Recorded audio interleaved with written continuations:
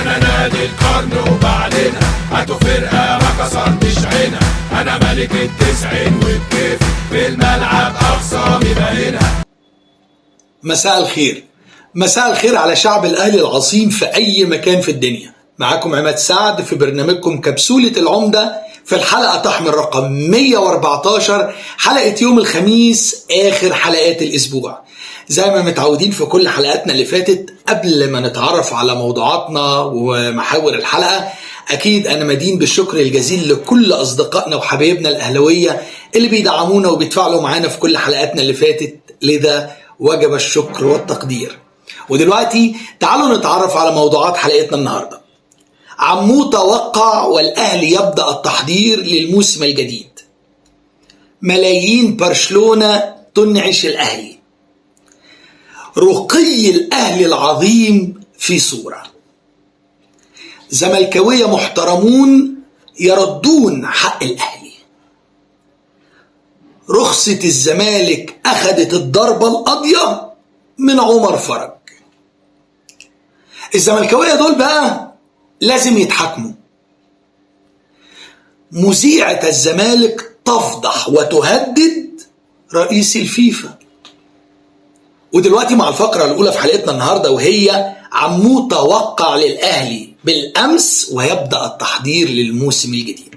في الحقيقة بالفعل حصل امبارح توقيع رسمي إلكترونيا، تم توقيع العقود مع الحسين عموته المغربي المدير الفني الجديد للنادي الأهلي، وإن شاء الله بإذن ربنا هيكون بكرة موجود في مصر، واحتمال يا بكرة الجمعة يا السبت هيكون المؤتمر الصحفي للإعلان عن التعاقد بشكل رسمي قدام الإعلام. ولكن ممكن يكون اللي مأخر مجيء الحسين عموته هو دلوقتي لسه بيتفق على كل افراد الجهاز بتاعه. هو يجي معاه 5 وهيبقى في فرد واحد مصري معاه في الجهاز. بيتكلم مع مساعدين كتير كانوا اشتغلوا معاه قبل كده، ولكنهم ارتبطوا بمديرين فنيين تانيين، اشهرهم قد يكون رشيد الطوسي بيتكلم معاه كتير. مش عايزين نقول اي اسماء لغايه ما يجي بالجهاز بتاعه، لغايه ما الاهلي نادينا العظيم يعلن، هنقول كل افراد الجهاز وكل واحد ودوره. في الحقيقة ابتدوا من امبارح بالفعل بعد توقيع العقود. اتعمل زوم ميتنج مع كابتن الحسين عموته او المدير الفني الجديد بتاعنا، مع كابتن سيد عبد الحفيظ المشرف على الكورة، مع وائل جمعة مدير الكورة، مع دكتور عصام سراج. طب ليه عصام سراج في وسط المجموعة دي؟ لان اتفق يعني من ضمن المناقشات امبارح كان على مجموعه اللاعبين اللي موجودين، الاعراض اللي راجعه. بنبتدي نعرض على المدرب اسماء اللاعبين اللي على قوه الاهلي وهم دلوقتي في فتره اعاره ورجعوا الاهلي، زي رضا سليم المغربي اللي كلام كتير سمعناه انه ممكن يتمسك بيه قوي لان هو ضربه في الجيش الملكي اللي خد بيه الدوري سنه 2022 2023. زي اشرف داري، مشكله كبيره. اشرف داري خلاص راجع من نادي القمار السويدي، عرضه خلصت. اللعيبه اللي عقودها بتخلص اللي قرانا برضو مش عايزين نقول اخبار عن اللعيبه، لكن انا واحد من الناس من محبي جدا جدا جدا النينجا، محب كابتن حسين الشحات. والكلام برضو اللي قرناه اللي هو عارف حسين الشحات كويس ومتمسك بيه، بيطلب التجديد ليه باي شكل، ما تسيبهوش يمشي. اللعيبه اللي ممكن الاهلي يتعاقد معاها ممكن يكون مش عارف بعضهم محليا، ولكن في لعيبه اجانب اتعرض عليه اسامي امبارح، منهم المدافع الجزائري قيل انه اشرف عباده. يعني بشكل كبير ابتدينا الشغل من قبل الراجل ما يجي مصر. ده نادينا، هو ده النادي الاهلي المحترم اللي كل خطواته دقيقة جدا، ما بيسيبش حاجة للوقت او للظروف او لا. وانس تم التعاقد يلا بقى نشوف شغلنا هنعمل ايه. ان شاء الله يكون موجود بكره باذن ربنا. يعني شفنا كمان كابتن وائل جمعه خلاص ابتدى يمارس مهام عمله في اكتر من حاجه. يعني هنشوف الفقره اللي بعد اللي جايه وكابتن وائل جمعه بيعمل ايه. الفقره دي هو تواصل مع حسين عموته من خلال الزوم ميتنج، اتكلموا كتير مع كابتن سيد عبد الحفيظ، مع دكتور عصام سراج، وان شاء الله ان شاء الله ان شاء الله تيم عمل يحقق للنادي الاهلي بمعونه ومشيئه ربنا كل الاهداف المرجوه واكتر كمان يا رب. ودلوقتي مع الفقره الثانيه في حلقتنا النهارده، وهي ملايين برشلونه تنعش الاهلي بشكل رسمي مش كلام. ارسل امبارح برشلونه يخاطب النادي الاهلي انه قرر تفعيل بند شراء في عقد الاعاره الخاص بحمزه عبد الكريم، واصبح بشكل رسمي لاعبا في فريق برشلونه على قوته الرسميه، مش معار، ده لاعب برشلوني. يعز علينا ان نقول انقطعت علاقته الرسميه بالنادي الاهلي وبقى على ذمه برشلونه، ولكن هو ابن جميل للنادي الاهلي، هيشرف اسم النادي الاهلي وهيشرف الكره المصريه كلها باذن ربنا. قدامه مستقبل كبير، لعيب رايح برشلونه وعنده 17 سنه. زي ما قلت لكم من الحلقه قبل اللي فاتت ان هانز فليك قرر ان هو هيضمه لفتره الاعداد للموسم الجديد بعد كاس العالم، فقرر من امبارح خلاص ارسلوا النادي الاهلي، هم قرروا تفعيل بند الشراء. ده معناه انه خلاص بشكل رسمي هيتحول للنادي الاهلي 1.5 مليون يورو، ده قيمه العقد. طب بلس ايه؟ البونص، عدد الماتشات اللي هيلعبها مع الفريق الاول عليه بونص، عدد الدقائق بونص، عدد الاهداف بالتاكيد بونص. قيمة الصفقة ممكن توصل ل5 مليون دولار بإذن ربنا. حمزة عبد الكريم الأسد الأهلاوي قادر يحقق ده، قادر يحقق لناديه اللي نشأ فيه وتربى جواه وخرجه بطل جميل يروح برشلونة، قادر إن يحقق له القيمة المالية ديت 5 مليون يورو كاملة، زائد ان في عقد البيع مع برشلونه في نسبه 15% حق اعاده بيع. يعني لو برشلونه باعوا لاي نادي او اعاروا لاي نادي وخد قيمه، النادي الاهلي من حقه 15%. مبروك لحمزه عبد الكريم، مبروك لنادي برشلونه. اكيد بنقول للنادي الاهلي طلع لنا بقى من المصنع الجميل بتاعك، زي ما قلنا في الحلقه اللي فاتت 7 لاعبين خرجوا في سنه واحده لاوروبا من قطاع ناشئين النادي الاهلي، اللي المجانين بيتهكموا على قطاع ناشئين النادي الاهلي. قولوا لهم طلعتوا كام لاعب؟ راح ابو النمرس وابو اتاتا، بس هم مش فالحين. غير قلت لكم قبل كده في مثل يوناني ان الحمير ما بتعرفش تشارك في سباق الخيول لان هي حمير. هم الحمير ما يعرفوش يشاركوا في سباق الخيول، لكن دايما الحمير يتهكموا على الحصان الخسران في السبق. فالمثل اليوناني ده بينطبق جدا جدا جدا جدا على واقعنا الرياضي في مصر. كل واحد بقى عارف هو مين في المثل ده. مبروك مبروك مبروك، وان شاء الله ان شاء الله كل النجاح يا كابتن حمزة، كل الاماني من كل شعب الاهلي ليك ان انت تشرف النادي الاهلي، انك تكون لاعب ناجح، انك تكون اسم منور في اوروبا خارج من اعظم نادي في الكون، النادي الاهلي العظيم. ودلوقتي مع الفقرة الثالثة في حلقتنا النهاردة، وهي رقي الاهلي العظيم في صورة او في مجموعة صور. في الحقيقة قام النادي الاهلي امبارح حفل وداع رائع رائع رائع للاعبنا الجميل اليو ديانج اللي قضى معانا 7 سنين. مش متخيلين ال7 سنين جريوا كده كابتن اليو. كنت لاعب جيد جدا على المستوى الفني والاخلاقي جوه النادي الاهلي طول ال7 سنين، ما سمعناش اي مشكله اثرها كابتن اليو ديانج. اطلع اعاره حاضر، اقعد احتياطي حاضر، مش هتلعب دلوقتي حاضر، مش هنعتمد عليك دلوقتي حاضر. لم يثير اي مشكله.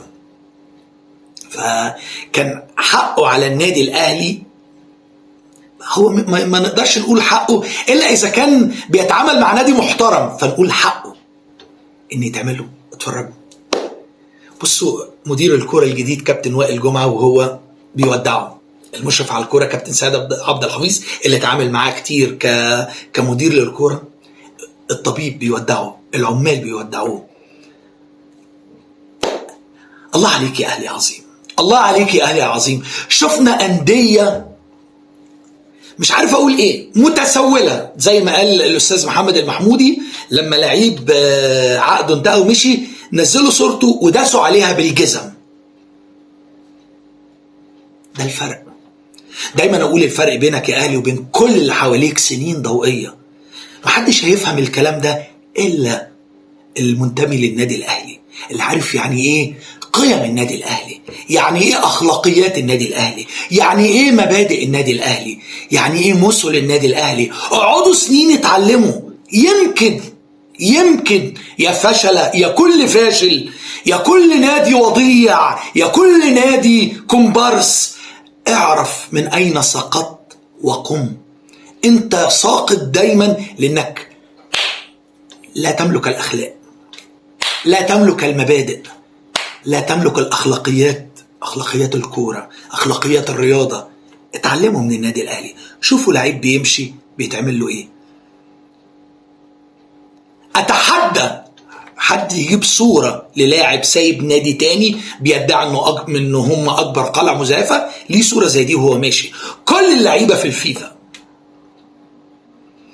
اعرف يا كل مختل لما تيجي تتكلم عن النادي الاهلي ولاعيب النادي الاهلي واخلاقيات النادي الاهلي، اعرف ان انت تحط عينك في الارض لانك عمرك ما هتوصل لنا، لان ده اجيال واجيال واجيال عاشت وتربت وطلعت، فخلاص شافت ان الاخلاقيات والمثل دي ده امر طبيعي من مكونات النادي الاهلي. الله عليك يا نادينا العظيم، بنفخر ان احنا مجرد ان احنا مشجعين ليك، فنقول ايه، يا بخت كل من كان هو جوه النادي الاهلي، شاف عز، شاف كرامه، شاف مثل، شاف اخلاق، عرف الرياضه الحقيقيه بكل معانيها الساميه جوه اعظم نادي في الكون، نادينا العظيم. ودلوقتي مع الفقرة الرابعة في حلقتنا النهاردة، وهي زملكاوية محترمون يردون حق النادي الأهلي. في الحقيقة كلنا عارفين مجموعة كبيرة، ما نقدرش نقول الشمول أو الجمع بشكل مطلق خطأ، فما نقدرش نقول إن كل منتمي ل100 عقبة هو بيجرح أو بيقلل من النادي الأهلي، ولكن هنقول السود الأعظم بيعمل كده. ما بيهمناش لأن هما مش في دماغنا، يهمنا المحترم هيقول عننا ايه.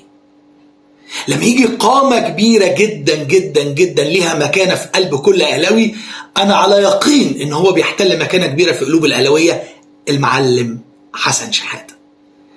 ربنا يديم عليك الصحة يا كابتن حسن بعد الأزمة المرضية الأخيرة، يا رب يا رب يا رب تفضل كده مفرحنا، رؤيتك بتفرحنا، رؤيتك وانت سليم معافى بتفرحنا. ربنا يحافظ عليك ويخليك لكل محبيك اللي احنا كلنا منهم. قال ايه عن النادي الاهلي الراجل العظيم الزملكاوي الذي لا يستطيع اي احد ان ينكر عليه هويته، راجل زملكاوي لكنه محترم جدا جدا جدا. قال ايه عن النادي الاهلي؟ قال نفسي افهم، انا زملكاوي، زملكاوي حتى النخاع، وجماهير الزمالك بتكرهني لما بقول كلمة حق عن النادي الأهلي. النادي الأهلي منظومة ناجحة، وأتمنى إن الزمالك يكون زيه، وهو أنا لازم أنافق حتى ترضى عني جماهير الزمالك. مع الأسف هم عودوهم على كده يا كابتن، لكنك مش محتاج تنافق. سيبك من الكام ألف واحد اللي بيبقوا في الاستاد وقرايب اللعيبة، خليك مع 90 مليون أهلاوي اللي كلهم بيحبوك وبيقدروك يا كابتن حسن، وهم عارفين ان انت زملكاوي حتى النخاع. لكن يكفينا انك لما بتذكر اسم النادي الأهلي بتذكره بكل الحق وبتديله حقه كاملا. طيب نشوف محترم تاني، المحترم بجد، الكابتن حلمي طولان. قال ايه؟ قال الزمالك نادي كبير، بس مشاكل كرسي الرئاسة مخلي مكانة كرة القدم بعيدا عن البطولات، عكس الأهلي المستقر، وكل مشاكل الأهلي تتحل داخل الغرف المغلقة، ولو الأهلي خسر بطولة بيرجع بسرعة يعوض ب5 بطولات، عكس الزمالك بيحصل انهيار طويل بسبب الإدارة الغير محترفة. حد يقدر يزايد على كلام الزملكاوي المحترم الكابتن حلمي طولان يخرس ويتقطع لسانه. يضيف على كلامهم المحترم الآخر الكابتن حمادة عبد اللطيف. قال إيه؟ الأهلي مدرسة في الإدارة. شكرا يا كابتن. الأهلي مدرسة في الإدارة من أيام صالح سليم وكمال حافظ والوحش وحسن حمدي والآن محمود الخطيب. والأهلي الضلع الأول والزمالك الضلع الثاني، عشان خاطرك هنقبلها يا كابتن حمادة.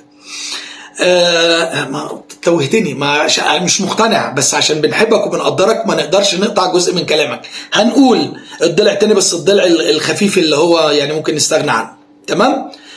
الاهلي الضلع الاول والزمالك كذا، في كرة القدم المصرية والعربية والإفريقية. كتير قوي كده يا كابتن حمادة، بنحبك بس مش قوي كده، ما تزودهاش.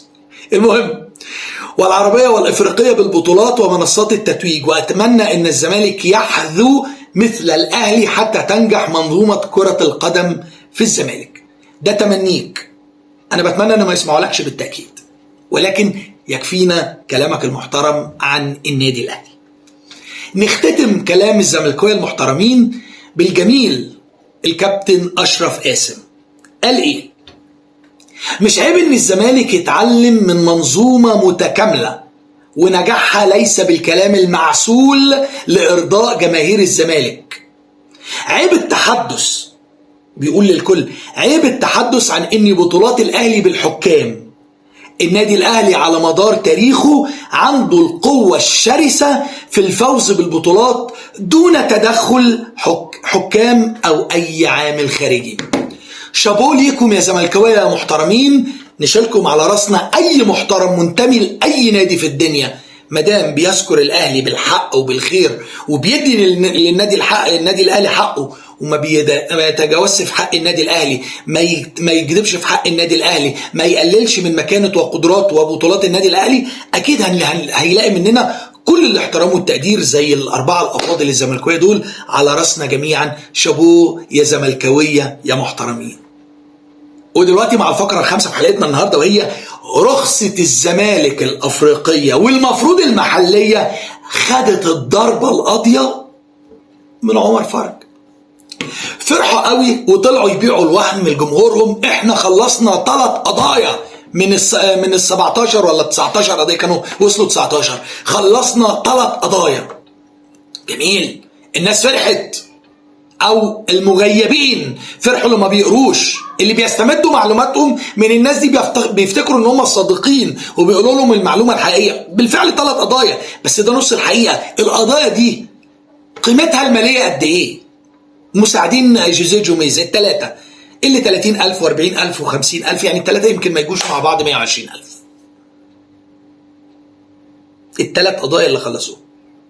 وهوب بعد ما على منصة الفيفا أصبح إن رصيدهم من الإيقافات القيد 16، يجي لهم عمر فرج ويديهم الضربة القاضية، ياخد تعويض $1,700,000. الله، بستقبل أنا الأحكام دي وبستقبل أنا القرارات دي بمنتهى الفرح. $1,700,000. ودي القضية دي خاصة بالرخصة. ليه؟ لأن القضية دي من 26/3. 26/3. مبروك. مش عارف هيتحل ازاي، مش عارف جايبين منين الكلام يطلع الرئيس الشرفي للزمالك يقول لك هنلعب في دوري ابطال افريقيا وهناخد الرخصه وما تقلقوش، ويجي بعدها يقول لك انا مش هدفع فلوس. طب امال هتاخدوها ازاي؟ يطلع المتحدث السابق للاتحاد السيد ثروت سويلم، اللي كل ما بيتكلم ده بيقول ضرر بصراحه، يعني قال لك هنا ابو ريده هيضمنهم والزمالك هيشارك.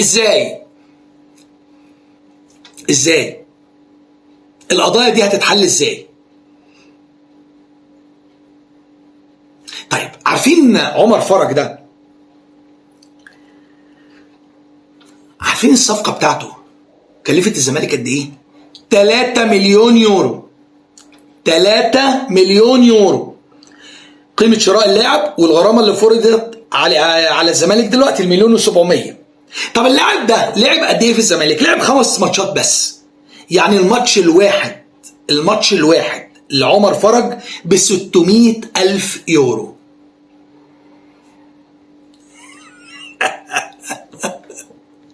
ويطلع وقح، عفوا في اللفظ ما اقدرش اوصفه غير كده، وقح يقول لك النادي الاهلي بيرمي دولاراته، بيطلع دولارات لمدربين وبيدفع مرتبات مدربين قاعدين في البيت، وانتوا بتدفعوا ايه؟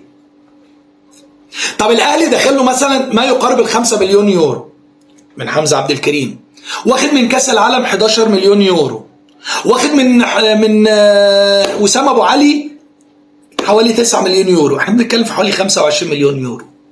ادينا جبناهم. ميزانيتنا تتحمل ان احنا وقت الخطأ بنقر بالخطأ بتاعنا، بندفع لكن تفضل صفحتنا نظيفة، يفضل اسمنا نظيف، اسمنا لا يلوث زي الأندية التانية لا تساوي. النادي أو المسؤولين اللي يسمحوا ان اسم ناديهم يهان، هم شايفين ان ناديهم لا يستحق ان هم يخلوا صفحته نظيفة، هذا شأنهم. لكن نادينا لا، بندفع اقل منكم بكتير جدا وقت اخطأنا، واسم نادينا ذهب، اسم نادينا ذهب. لا يستطيع اي كائن من كان ان يتطاول على اسم النادي، ولا يقول ان النادي الاهلي عليه ايقاف قيد، ولا النادي الاهلي معاقب، ولا النادي. اتحدى نادينا المحترم ده كل رجاله كل سعيهم ان يفضلوا محافظين على البراند لا يلوث. انما الانديه الملوثه من ذاتها ايه المشكله بالنسبه لهم؟ هذا شأنهم. انت شايف ناديك كده براحتك، احنا شايفين نادينا هرم، عشان كده بنحافظ عليه، رجالنا بيحافظوا عليه، شعب الاهلي العظيم بيحافظ عليه. شابويا كل رجال الاهلي، وشابويا كل من يدير الانديه التانيه اللي بتوصل لنا سعاده كده فور فري، ان احنا بنبقى مبسوطين جدا واحنا بنشوفكم بتتهانوا، اسمكم بيبقى خلاص السوابق في الفيفا. الله الله الله، فرحانين جدا جدا جدا باسم نادينا العظيم وبإهانة اسم ناديكم. أكبر قلعة مزيفة، أكبر قلعة سوابق، أكبر قلعة مهانة، وانتوا السبب. ودلوقتي مع الفقرة السادسة في حلقتنا النهاردة، وهي بقى بالأمانة لازم نقف عندها. الزملكاوية دول لازم يتحاكموا، عفوا يا أهلاوية.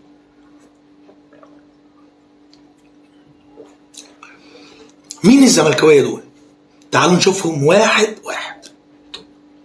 السيد عمرو الدردير، المتحدث الإعلامي السابق لنادي الزمالك، والإعلامي الكبير سنا، لأن هو لا قامة ولا قيمة، الاسم الكبير سنا، الإعلامي الكبير سنا. عمرو الدردير بيقول إيه عن منتخب مصر لمباراتنا الأولى إن شاء الله بإذن ربنا يوم الاثنين الساعة 10 قدام بلجيكا. إن شاء الله كل التوفيق لمنتخب بلدنا. أنا ما بحبش حسام حسن، لكنه بيقود منتخب مصر. يعني لو ما كانش خد لعيب من الأهلي كنا هنشتمه زي ما انتوا بتعملوا. المهم تعالوا نشوف بيقول إيه عن منتخب بلده. منتخب مصر هو أول منتخب هيطلع من كأس العالم، وهيجي على مطار القاهرة أول بأول. هنتغلب أول ماتش 1-5 من بلجيكا، وهنتغلب من إيران 3-0، ومن نيوزيلندا 2-0. اللي مشير البوست على كلام عمرو الدردير كاتب تعليق يليق بيهم يعني. ادي عمرو الدردير. ايه رأيكم؟ مين اللي بيحاسب الناس دي؟ الناس دي تتحاكم، مش تتحاسب وبس، تتحاكم. اهانة اسم المنتخب المفروض انه ما يعديش كده. خلاص احنا بنرخص اسم المنتخب وبنخليها البانة، اي حد عايز يعمل كده يعمل. ما هو شاف الناس الكبيرة اللي بتطلع كل يوم في التلفزيون بتقول كده على منتخب بلدها، ما يقولوش هم ليه؟ لان هم قالوا بالفعل. تعالوا شوفوا بقية الزملكاويه قالوا ايه. طارق السيد قبل مباراة مصر والبرازيل، طارق السيد، طارق مين؟ طارق ايه؟ طارق اللي بيعمل ايه؟ بيكره المنتخب. محدش يفهم حاجة غلط يا جماعة. طارق اللي بيكره المنتخب بس كده. بيقول ايه؟ طالع في لايف لابس تيشيرت منتخب البرازيل قبل مباراة مصر والبرازيل، اهو قدامكم. نشوف الثالث، الزملكاوي الثالث، السيد احمد الشريف، الاعلام السابق بقناة الزمالك، كاتب ايه؟ اللي بيحب البرازيل يجي هنا معايا، تحياتي للمنتخب البرازيلي. ايه رأيكم؟ شوف مين تاني. السيد أدري الزايد، زملكاوي ده من امريكا.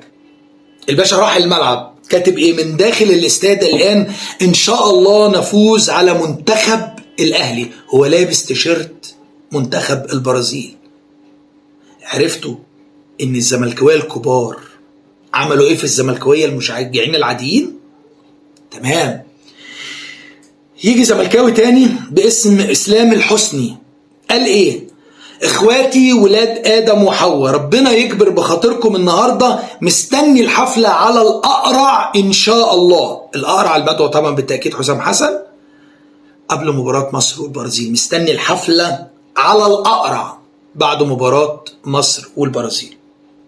بعد نهايه المباراه وفوز البرازيل 2-1 طلع حساب تاني على الفيسبوك باسم هاجر محمد قالت ايه: مين فرحان للبرازيل زيي؟ الخونة امثالكم.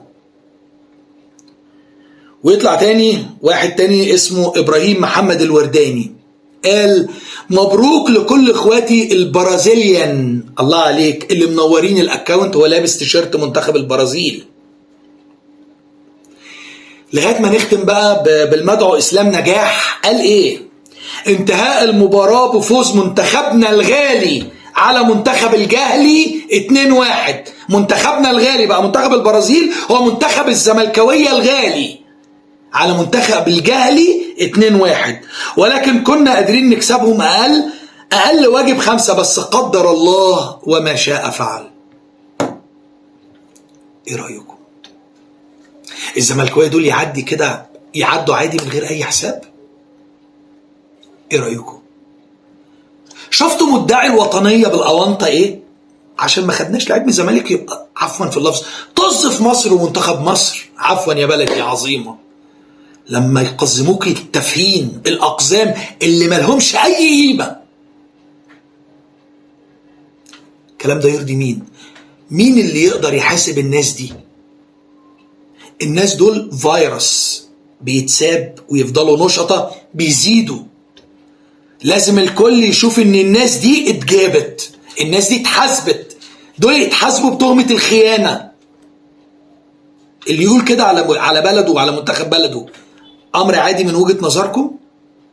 والله اقسم بالله ان مش عشان زملكاوي، لو اهلاويه اقول نفس الكلام. المسألة مش ان انا بدور ان احنا نحاسب الزملكاوي، لا امام ربنا، وربنا اللي يحاسبني، ربنا اللي يعلم اللي في القلوب. ما ينفعش الكلام ده يتقال على منتخب بلدك. القائمين بقى على شؤون البلد او على الشأن الرياضي او على اي شأن بقى من الشؤون زي ما انتم شايفين، زي ما انتم عايزين تحسبوها احسبوها، الناس دي تعدي عادي كده بدون اي حساب. اعرفوا ان ده فيروس وهيستشرف جسم البلد كلها. صدقوني الحاجة الصغيرة لما بنسيبها بتكبر. لو انتوا قابلين ان هي تكبر سيبوا الناس دول طلقاء كده بدون اي حساب. ده اللي بايدي اعمله او اقوله، لكن ما اقدرش اعمل. انا لا املك حساب اي حد، ولكن املك ان انا اقول ارفض هذا التصرف. والقائمين على الامر هم اللي بايديهم بقى ان هم يا يحاسبوا يا يطنشوا يا يعملوا ان هم مش شايفين. ما هم واخدين الكريدت بتاعهم الزملكاويه بخطين حمر. ودلوقتي مع اخر فقرات حلقتنا النهارده، فقره مذيعه قناه الزمالك تفضح وتهدد انفانتينو. في الحقيقه فكرت واصريت ان الفقره دي تبقى اخر فقره في الحلقه، لازم نختم بكوميديا، يعني حاجه تضحكنا، بس بقى تبقى كوميديا سودة بيضة خضراء، اي كوميديا بعد اللي شفناه في الفقره اللي فاتت من الخونه منعدم الوطنيه. فكان لازم نختم بحاجه تضحكنا. ما لقيتش بصراحه حاجه تضحكنا اكتر من دي. خرجت علينا الست فرح هانم مذيعة قناة الزمالك وهي بتتوعد وتهدد انفانتينو. بتقول ايه بعد ايقافات القيد اللي نازله ترف عليهم دي؟ بس يعني كلنا يا ستي بنقدم المشيئه وبنقول يا رب تزيد، يا رب ال 17 يبقوا 27 ولما يبقوا 20 يبقوا 30، يا رب ان شاء الله ان شاء الله باذن ربنا. قالت ايه الست فرح؟ بقول لك يا انفانتينو وانت اكيد سامعني دلوقتي، فاستغرب من بداية هو أول القصيدة كفر، استغفر الله العظيم يا رب. ليه أكيد سامعك؟ كيم كارديشيان حضرتك؟ ديمي مور؟ صوفيا لورين؟ كيت وينسلت يعني؟ ولا مين أنت؟ نيكول كيدمان؟ يعني أنت مين أنت عشان هو أكيد سامعك؟ راحت منك على الاخر. المهم، رغم ايقافات القيد الغير مبررة على نادي الزمالك. طب ليه يا بابا غير مبررة؟ يعني هفترض ان انت مش فاهمة او مش عارفة، فهتعامل معاك على انك حد عاقل. يعني ليه غير مبررة؟ اللعيبة والأندية والمدربين اللي اشتكوكم هم دول مش ليهم فلوس عندكم وانتوا نصبتوا عليهم ما اديتلهمش الفلوس فهم راحوا اشتكوكم؟ مش مبرر ان انتوا لما تبقوا مدينهم حقوقهم وراحوا يشتكوكم؟ مش ممكن ساعتها لا محكمة رياضية ولا محكمة دولية ولا اي محكمة ان هي يعني تعمل عليكم غرامات وايقافات؟ عليت او باظت خالص. رغم ايقافات القيد الغير مبرره على نادي الزمالك، احب اقول لك، انا بقول لك اهو، اصلك مش عارفني، هنلعب دوري الابطال يا اهلاوي. انفانتينو اهلاوي؟ متشكرين، شرف ليه لو ده حقيقي، شرف ليه، سواء فقنا القيد ولا لا. ليه؟ بلطجيه انتوا على الدنيا كلها. طب انتوا ماشيه معاكم في مصر كده عشان الباشا اللي ما يبقاش محسوب عليكم بالاونطه ماشيلكوا الدنيا كلها. منه لله منه لله، ان شاء الله هيتشلوح. هنلعب في دوري الابطال يا انفانتينو يا اهلاوي. برضو لو اهلاوي شرف ليه.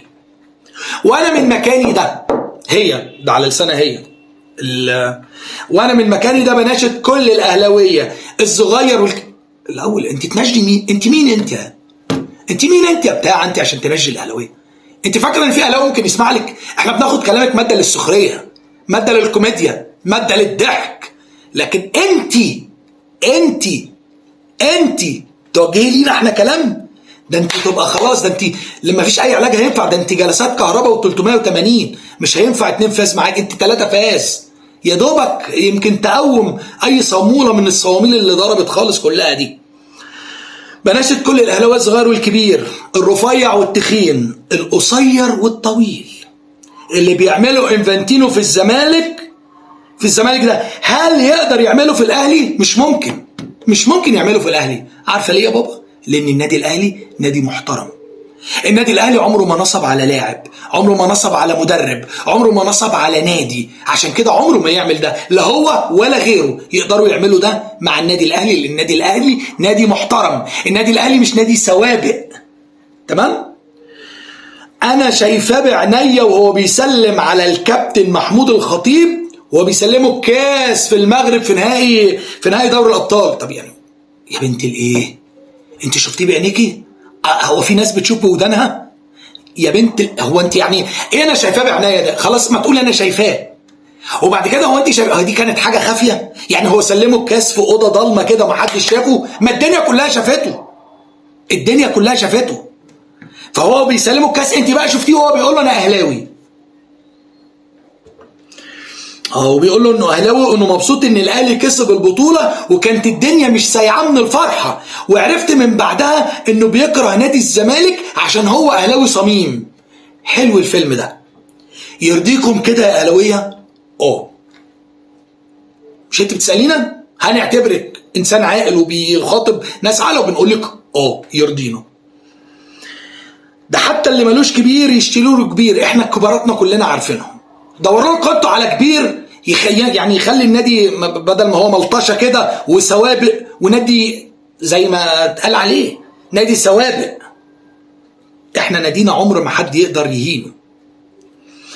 وانا حبيت اعرفكم بس، بالدليل كمان. لا الله، الدليل ده توريه لامثالك، الدليل ده تقوليه لامثالك اللي هم هوبا كده في 25 عنبر الخطيرين، وممكن يا بابا ساعتها يسمعوكي. لكن احنا مش ممكن ناخد كلامك محمل الجد ونفكر فيه. احنا بناخد كلامك ماده للسخريه، ماده للضحك، ماده اقول ايه للتحفيل. لكن ان احنا ناخد كلامك وان احنا نقول هي بتخاطبنا فتعالوا نفكر لا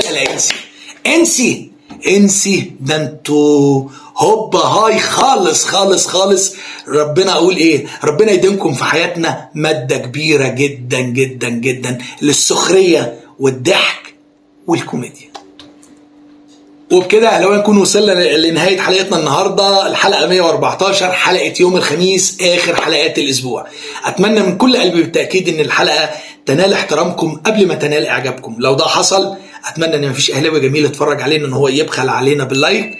اللي اتفرج علينا قبل كده ولسه ما اشتركش في القناه او اتفرج علينا النهارده لاول مره، اتمنى انه يشترك في القناه ويفعل زر الجرس عشان توصلوا اشعارات الحلقه بتاعتنا كل حد وثلاث وخميس الساعه 5 مساء.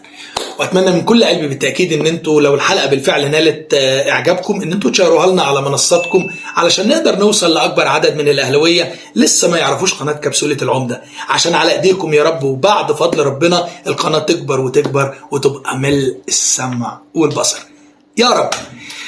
كنت سعيد جدا بالتواصل معاكم، اقابلكم على خير يا رب يوم الحد الجاي، تكونوا جميعا امين يا رب، امين يا رب، تكونوا جميعا من اهل الدنيا وربنا يمتعكم بالصحه والعافيه. سلام سلام يا اعظم جمهور في الدنيا لاعظم نادي في الكون، هرم مصر الشامخ والاوحد النادي الاهلي العظيم. سلام، كان معاكم عماد سعد كبسوله العمده.